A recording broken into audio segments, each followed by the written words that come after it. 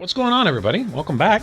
Up to this point, we've gotten all of our party members, at least the ones that I know about, and we've done some side questing and so on and so forth. And before I carry on with the rest of the main story, kind of push that on a little bit, I want to go back to the Storm Coast and go pick up our Mighty Offense Tonic recipe, which we earned by killing the boss that was guarding it.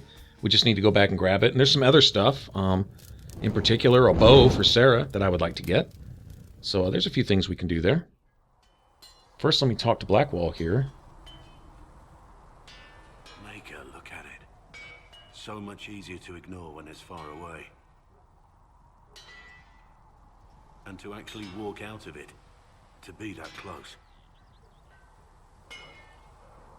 If I hadn't been saved by the Inquisition soldiers, I don't know what would have happened. Inquisition soldiers? That's not what I've heard. I have to admit, I thought you'd be... Human?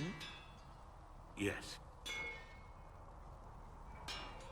Being up front is better than Oxman.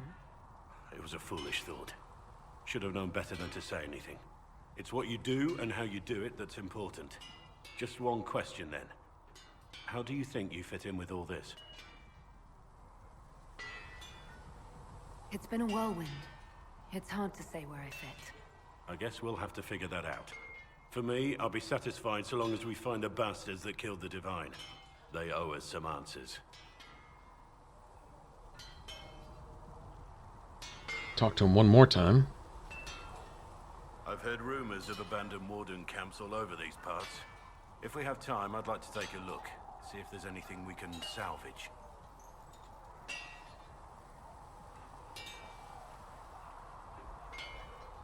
All right. So that's not something we have to agree to. Nothing right now. Perhaps in a bit. It's just available now, so we can go pick those up if we choose to. At our leisure. Helps to have Blackwall in the party. Let me go ahead and chipmunk this while I run around and grab some elf fruit. This is my ritual when I first get to Haven, is always run around behind all these buildings and grab these. They're free, and there's a lot of them, so I'm not gonna pass up free.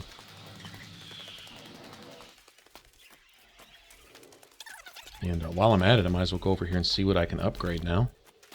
Not sure what all ingredients I've picked up in our adventures, but I might have something I can upgrade real quick.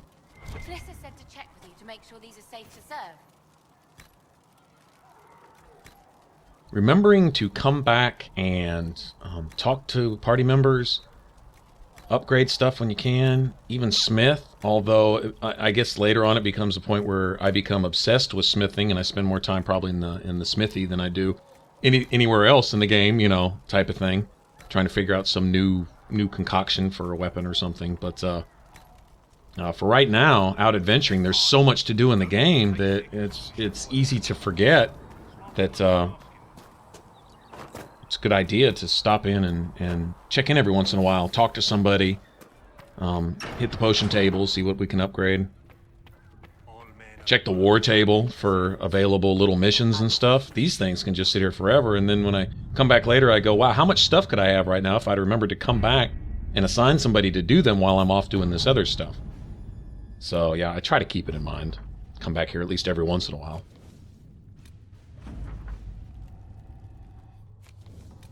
Who knows how long this stuff has been sitting here. What's cool is we can go from right here, we can go ahead and head towards the Storm Coast. And before we do that, we can assign somebody, do some other stuff, anything that's available. We're going to need to do more missions to unlock more stuff. I think that's a really cool system here. It's not linear. They don't make you follow a particular path to do a particular thing. I mean, there's a storyline, buried in the game that you can follow with all these side areas and all the side questing to do. But a lot of the stuff you need to make things is only available in a certain area, and that area doesn't become unlocked till you do something else, And so if you naturally follow, at least loosely follow the flow of the game, then it unlocks a lot of new things, like ingredients you need to upgrade stuff. There's certain items which can't be found unless you're really, really lucky and find them in a loot stash. If you want to go farm them, you're going to have to go to that area where that stuff is at. And of course, the higher tiered stuff is in the higher tiered areas. Doesn't make you go there, but it's advisable to, at some point, push the story a little bit. but there's enough side questing and adventuring to do on the side to not get bored. So, you know, there's definitely a lot the open world aspect as far as that goes. Okay, now here's a lot of Blackwall's little side stuff that we can do just whenever. After the next main story part, I will come back here and we'll also unlock a new area and go find out what these magical shards that we're picking up when we use these little skull ocularum things, right? We'll go get a reward for those and investigate that new area, the Forbidden Oasis. Can't even see the other shore. That's far. Sarah doesn't have much experience outside of back alleys in the city, I guess. But yeah, we'll come back here and do some things. Find some stuff for Blackwall. Pick up some more shards that are scattered around here. Things. But while we're here this time, we can solve the last couple star puzzles. And we can, of course, go get the reward for finishing that up. And then, let's see, we can close a few Fade Rifts.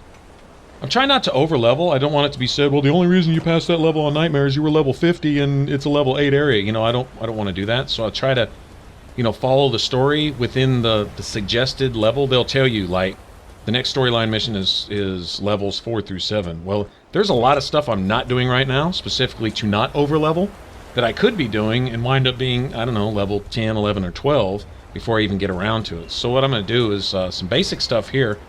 Stuff that really nets as much influence as it does XP, because I really want the Inquisition perks. But not so much that I wind up just way over leveling. In fact, we'll get this offense tonic potion, close a few Fade Rifts, which are probably going to be worth a lot of XP in and of themselves, and then get our reward for solving the puzzles, and then we'll probably get out of here. Then we'll head on to the next area, and it's really cool. It's pretty long. I don't know about all the story missions later, but the main story stuff, from what I've seen so far, is pretty well developed. It's pretty big. You know, it's not like just go in, fight two dudes, fight a bigger dude, fight his daddy, collect his weapon, and you're done type thing. There's more story and stuff involved than that. So that's very cool.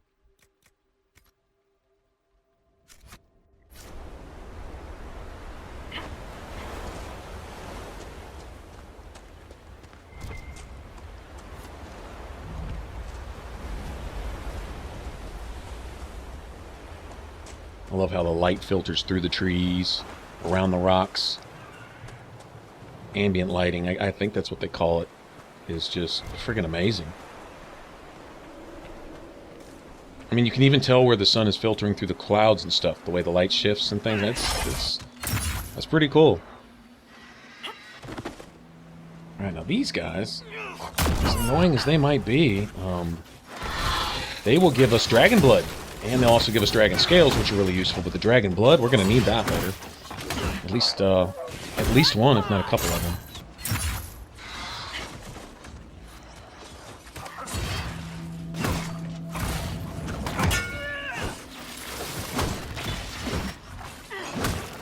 Down you go.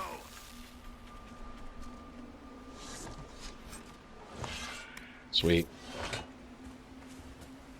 Those Dragonline scales are great to create fire-resistant gear.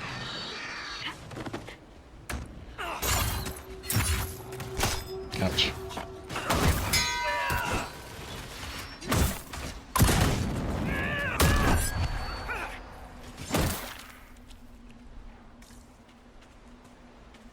You know, I don't think it's in the description, but I've noticed sometimes Warcry seems to stun enemies.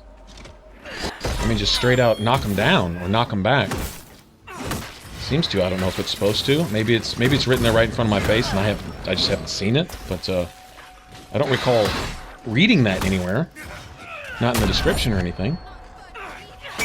It's just in actual gameplay, that seems to be how it works a lot of times. It seems like Cassandra especially, she'll punch out a war cry, and it seems like everyone around her just goes flying sometimes. Not always, just sometimes.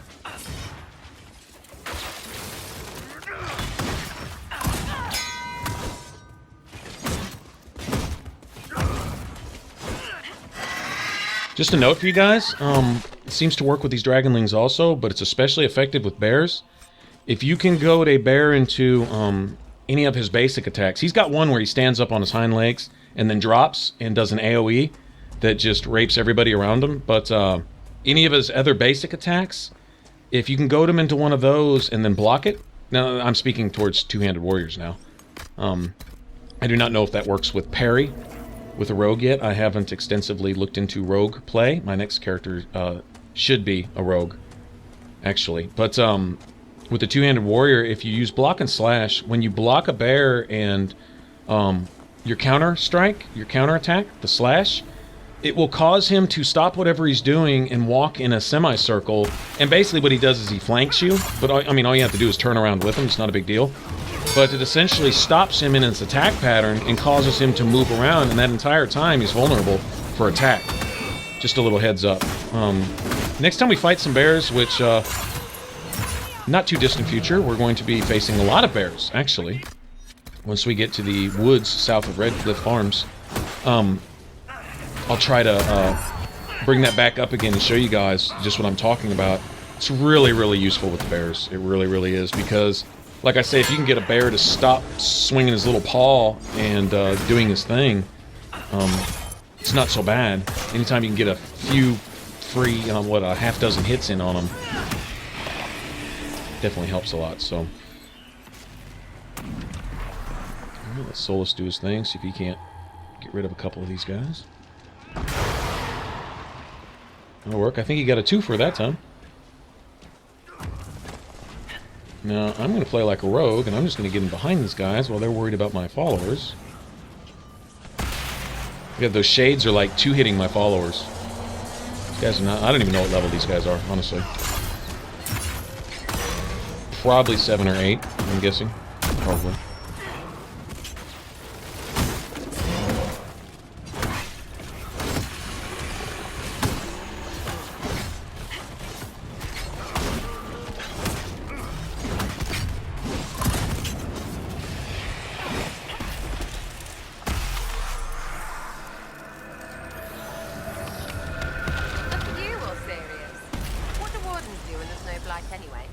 Whatever it takes to keep the world safe.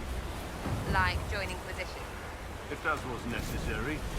Hey, you're here too.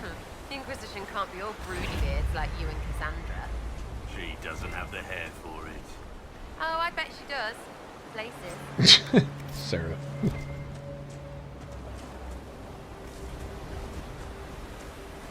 Alright, so that was worth like over 500 XP right there. So, yeah, doesn't take too many of those to level up. On, like I say, I'm trying not to get much past 7 here before we head on to our next stop.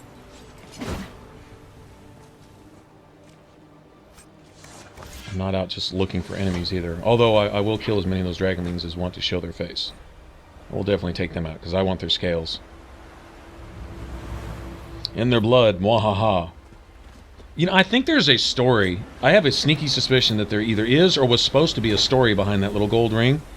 Because you notice in that little book, it talks about some guy challenging another guy and, you know, trying to goad him into a fight by saying he did his sister or something. But right next to it, there's always a gold ring on that corpse. Just a gold ring, that's it.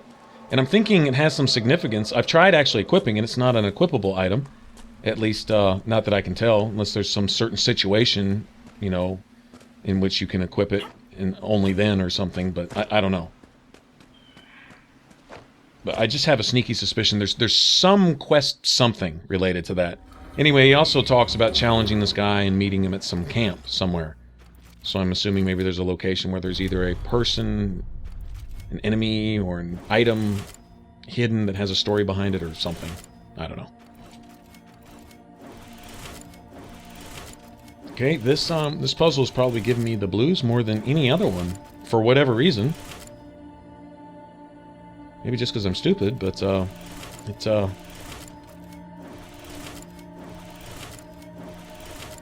I don't start at one particular point and work that left side of the middle first, and then start working around this outside stuff, I always wind up at a dot where I need to go 2 directions at once, and I can only go 1 direction. And I have to start over, so got lucky that time. For puzzle-minded people, these may not be difficult. In fact, they may be too simple for some.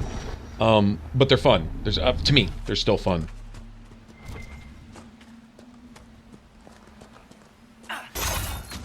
Oh, these guys. No problem respawning.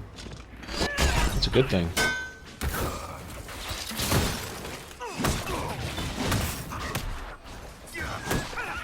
One less to worry about.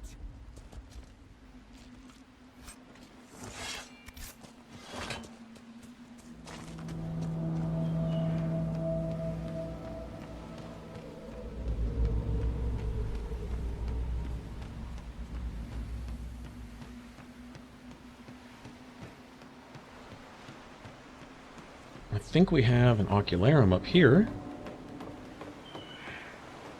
Go unlock a few more magic shards. Oh yeah, and there's a another spot to claim too. There we go. Landmark. Woohoo! Plenty more of those to come. Next chapter in Varric's book.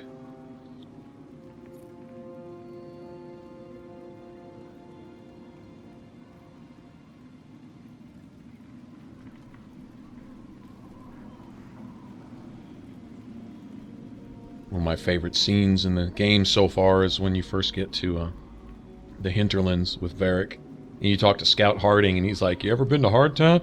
You'd be Harding in it." Oh, never mind. Whatever the joke was going to be, it's just funny.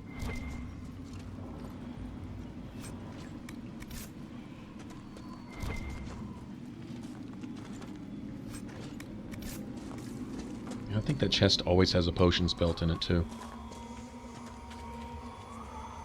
Let's see what there is to see.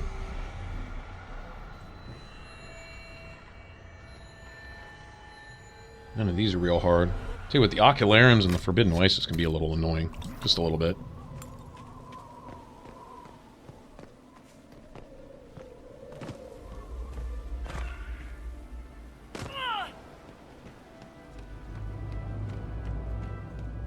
Okay, I can level right now. I don't see the shining arrow on all my characters, though. It looks like Blackwall isn't ready to level yet. I'll just level everyone together. There's nothing just that's going to eat my lunch here that I can think of. No enemies we're about to face that are where I need to go ahead and put my skill point in right now or die type thing. I'll just... There's a hidden piece of loot over here. It can be kind of tricky. Take that little slide there, and yeah, it's a little satchel right here. I don't know if it always has that in it. It seems like it might, actually.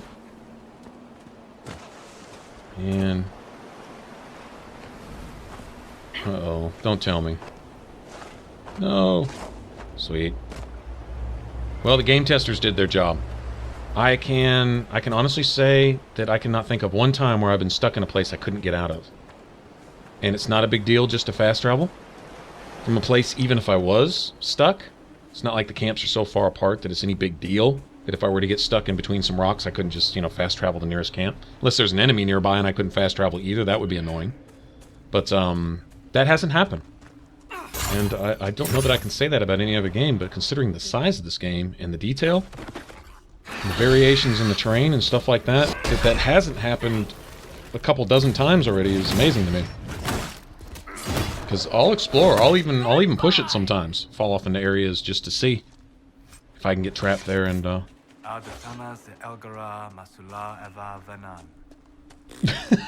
Excuse me?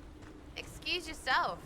Whatever you said and what I did, same difference. Sarah has no respect for that. I'd hoped, well, our people can sometimes feel the rhythm of the language, despite lacking the vocabulary. Uh-huh. Know what else is good? Words that mean things. Like these. Words. The heat is lost. She's not trying to hear it. She doesn't respect it. That all that my people stuff, she's like, wow. Where has that gotten you? I love what she said about history. My character asked her, what, does history have no value? What, you should just throw it all away? It doesn't teach you anything? And she says, yeah, it teaches you something. Don't do that. And wow, honestly, it's not any more complicated than that. Look back, when you do this, that happens. So guess what? Don't do that. That's not hard, is it? Not hard at all. But getting two people to see that in the same room is impossible, and that says a lot about people. As well as the things that they do. Something to think about. Honestly, there are actual lessons to be learned here. Man, I love these types of games. This is why I'm an RPG fan. This really is. Besides just the freaking amazing combat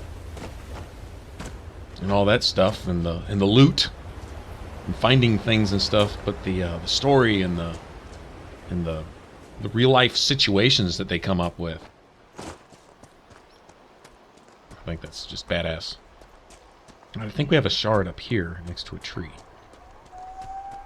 We do have a shard up here next to a tree. I'll take that. And we'll have one more Astrarian puzzle here.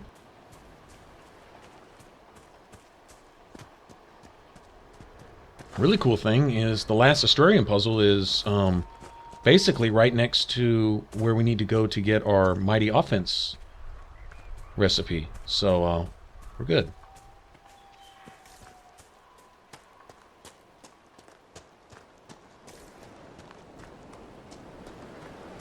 Now we have another rift up here. Now this one should be at least level 8. I probably need to be careful. I've noticed some of the rifts might scale up a little bit. Seems like I've run into a rift that was like level 4 when I got there, but then I met it at level 5 and it was a level 5 then. But there's other ones where regardless of my level, they'll always be an 8 or they'll be a 12. I can think of some down in, what's it called, Hafter's Woods. And they're always level 12s, regardless of what level you are. And it's pretty much a level 8 or 9, 10 area. So it's kind of set. Maybe it's designed for you to come back and close them later, or find some way to close them at a much lower level. But you have to really be on top of your game, because they're well, at least for me, they're pretty difficult.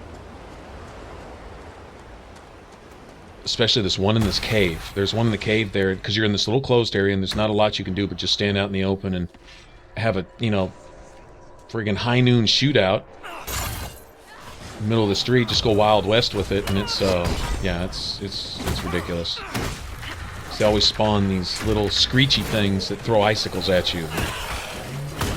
They're like a cross between an archer and a mage from one of the previous Dragon Age games. The worst of both worlds.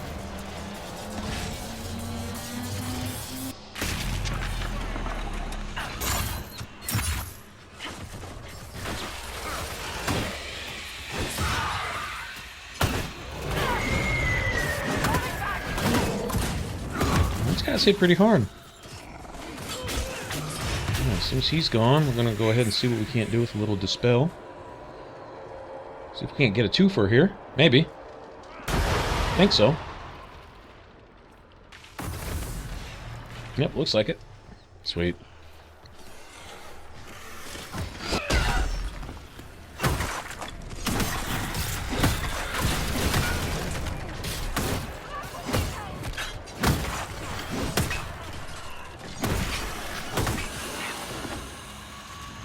What I really like about this particular party build is most of the time I can pretty much forget about a party member, even if they do go down here and there.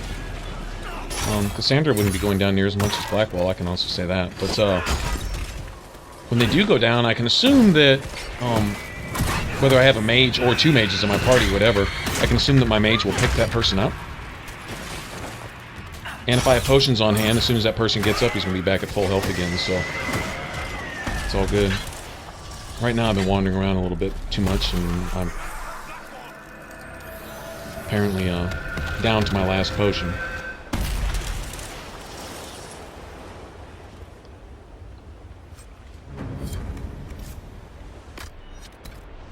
But I got these. Yay for the regeneration potions, yay! We have another shard over here somewhere. I think it's up there on those rocks. I don't remember what you upgrade with these things. Seems like you need a whole crap ton of them for like a secondary upgrade for something. I don't remember. Like you need 30 of them or something, 36 of them, something like that.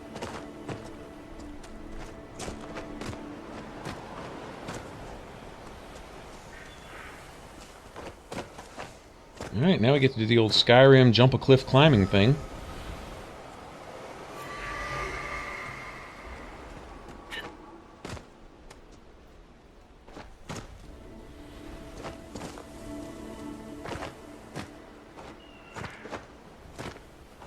Oh, well, that was stupid. Alright, oops.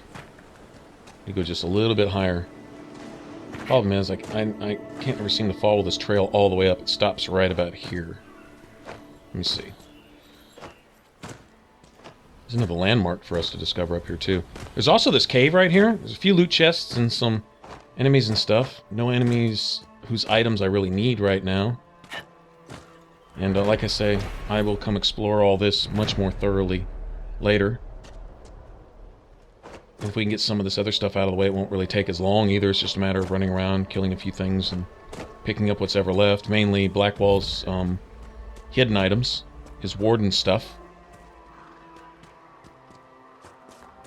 For right now, come up here, and we should be able to... oh, yeah! Out here on the edge of this, what would you call this? This cliff, this little lookout point, there's a book here, and it tells a story of kind of like a haunted ship or something. I don't know if that will play into some reference or some side quest later on in the game, or not. I haven't seen anything on it yet, but pretty cool. A lot of times when they bring up some vague history on some thing or event, you will see a reference to it or even a little side quest for it later. I've noticed that, but I don't know about this one here. Anyway, it's next to the spinning wheel. It's sitting here for, I guess someone likes to come out and look over the ocean and weave stuff or something. So here we go. Oh, weaving a tale. I wonder if that's the reference. Weaving or spinning a tale. It's a spinning wheel. So spinning a tale of a phantom, you know, a yarn, old pirate's yarn about us. I wonder if there's just a euphemism there. I don't know. I don't know. One of you guys knows. Leave it down there in the comments below, because I don't know. Just letting my mind wander on it and stuff. That's the fun part of it, to go around and experience the game and check out cool stuff like that. What does it mean? Literally, is every single tree unique in this game? Like, I don't think I've seen the same tree twice. I'm out here in the woods and I haven't seen the same tree twice. This is crazy. And the shadow of each individual leaf and stuff. Just, come on, man. Does it get any better than this? Let's not linger here too long. Oh, nice. Viridian. Well, I'm going to need more than one, though. Damn it. That's right. There'll be places to actually find that good stuff later. Okay, the occupied north. I think they're referring to the Canary lands, right?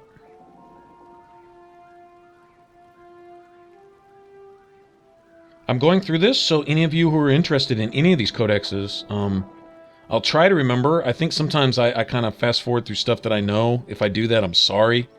But I will try to come through here and at least get all the text on screen so that you can pause it if you want to and read it. It might take a couple extra seconds, but like I say, maybe sometimes I'll get in a hurry. Alright, so anyway, this was the Rebel Mage's house, apparently. And the golden key we picked out of his pocket after we killed him leads us to that door, which leads down to this basement. And there's your Mighty Offense Tonic recipe. Yay! Yay! Woohoo! Sorry. And all these dead bodies laying around. Yeah? So we can assume Blood Mage / Tevinter Magister, whatever, killing people. We have an Orlesian noble there, and noble lady, and just some other random people from everywhere. Well, at least he's not picky about his victims. He'll just, he'll sacrifice anybody. His own lust for power. Not that mages would ever do that, right? Ever.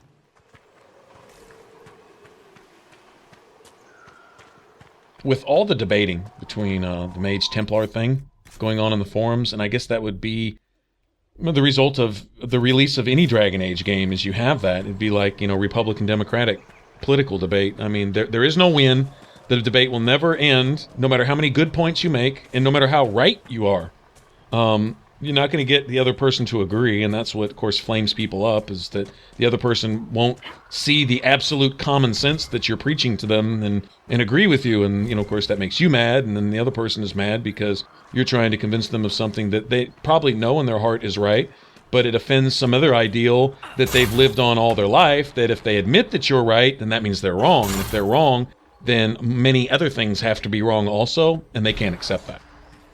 So think about it, and that's on both sides of any political debate. That principle applies.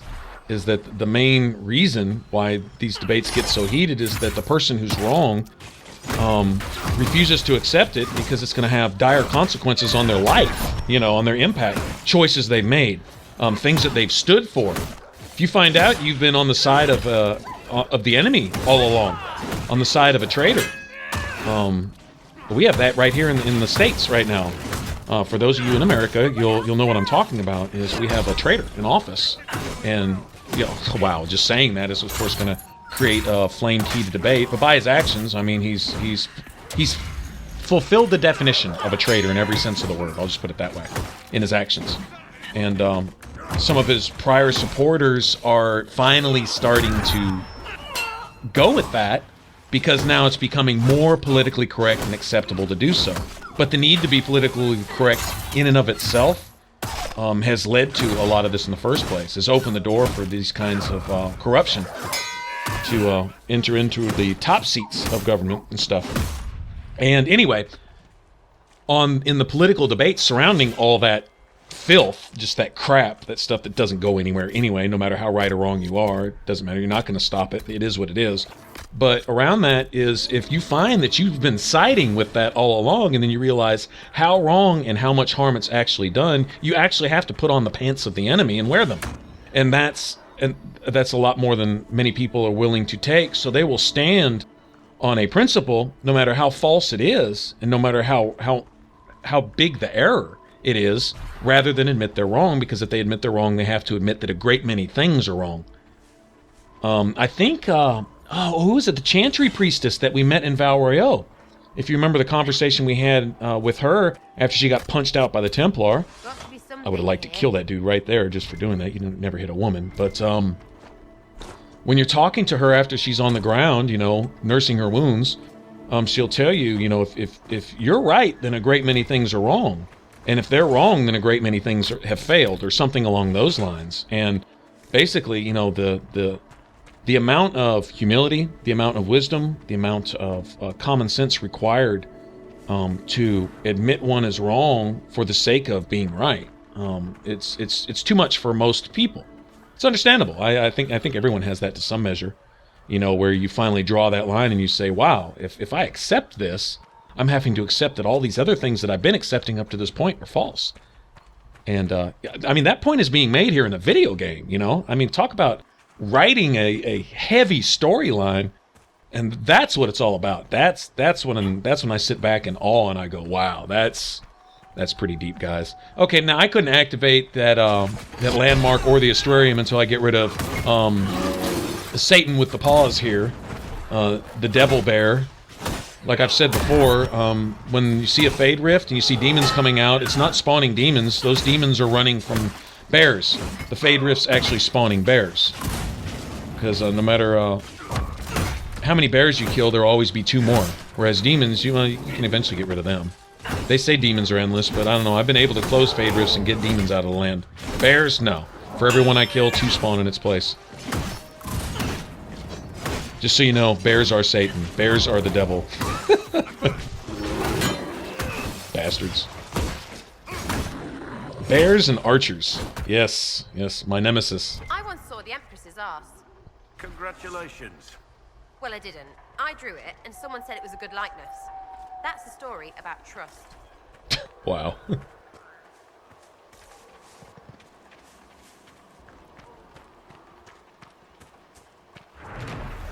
Alright, so we got rid of our bear friend. Actually, there's not too many landmarks Are there? That's cool. More of those and we're good. Alright, so this should be the last of these.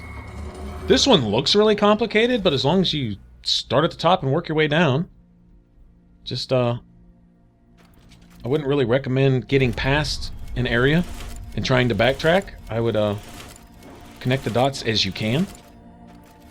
You know, like get all these out of the way, get down to the middle, get the sides while we're at it. See? I'm going to have to figure out a way to step back.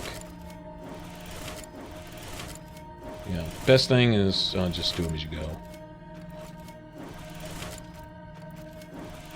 Notice the lines can cross in the middle, and in this next section down below, they can cross again.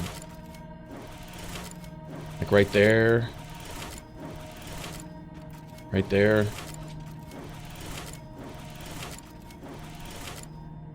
There we go. Right there. Normally you can't cross the lines in these puzzles.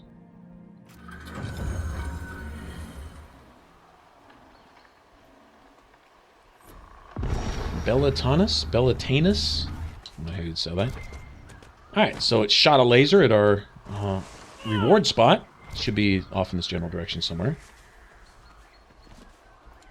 We have some more Nirnroot. When we come back here, there will be some codexes available. Hopefully we'll have that 4th Inquisition perk unlocked.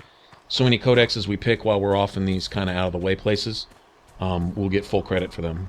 That's the plan. I'd like to get as close to that as possible.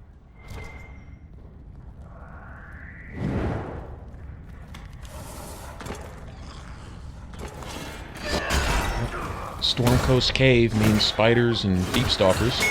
Ankle biters.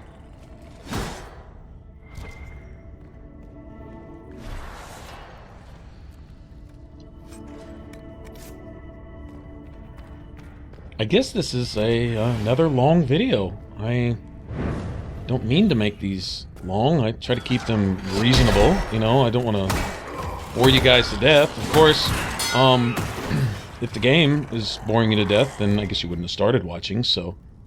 You know, this is an adventure. There really is no cutoff point.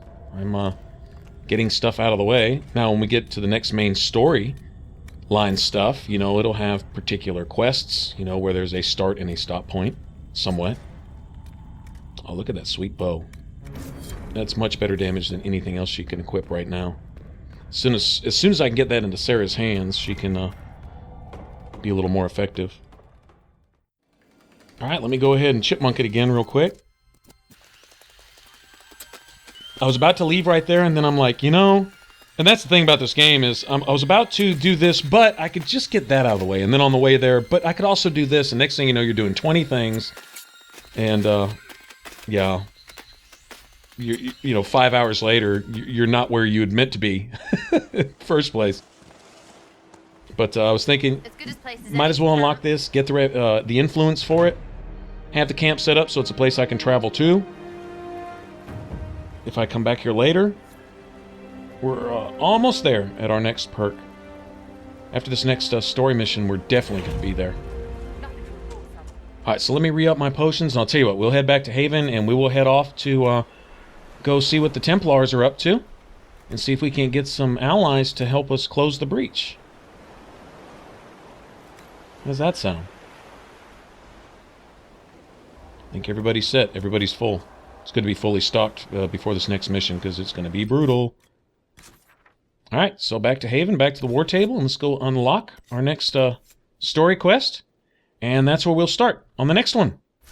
For right now, thanks for watching. Appreciate you guys hanging out. If you want to subscribe and be notified when I upload new videos, then hit that button over my head. And if you want to catch up on this Let's Play thus far, click the top box. For a complete list of all my video playlists, click the bottom box. And appreciate you watching. I'll catch you guys in the next one. Bye-bye.